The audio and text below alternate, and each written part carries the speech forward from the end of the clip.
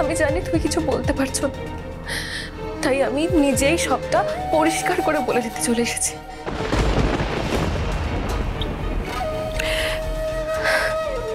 দেখো, অশান্তি করে তো কারোর লাভ হবে না, না? আমাদের দুজনকেই তো ভালো থাকতে হবে। আমি বলছি না যে ইনসেনসিটিভ মানুষদের মতো কম্পাসকে আমরা ইগনোর করব, কিন্তু একটা সুন্দর ভবিষ্যতের দিকে ওকে ওকে এগিয়ে দিয়ে তুমি আমরা দুজনে মিলে যে সুন্দর জীবনের স্বপ্নটা দেখেছিলাম সেটা তো আমরা সত্যি করতে পারি। আমরা তো একসঙ্গে থাকতে পারি, এটাই তো আমরা চেয়েছিলাম।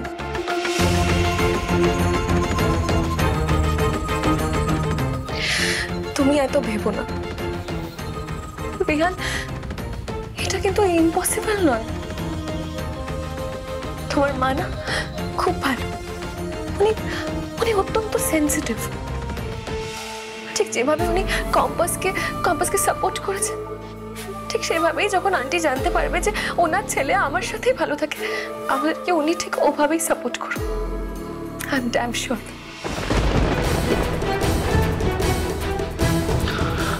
আমি জানি না মোনালিসা, কিচ্ছু জানি না। আমার এসব ভাবতেও ভালো লাগছে না।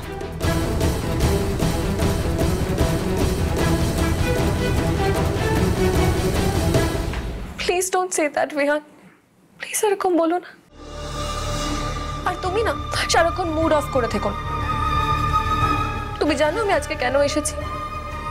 এই যে তুমি এত কষ্ট পাচ্ছ, আমার না একটুও ভালো লাগছে না। আমি যে বিহানকে ভালোবেসেছি সে কতটা জোভিয়াল, কতটা কনফিডেন্ট, আমি আবার সেই বিহানকেই দেখতে চাই। এনিওয়ে,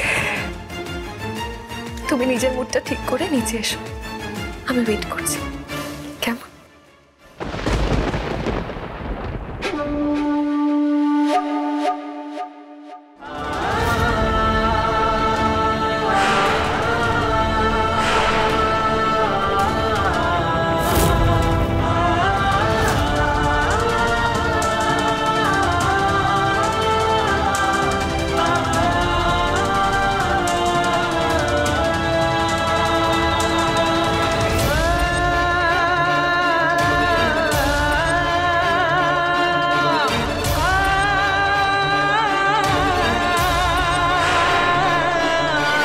তোমরা নিজেদের অজান্তেই এখানে চলে এসেছো যাতে তোমাদের ভালোবাসা পূর্ণতা পায়।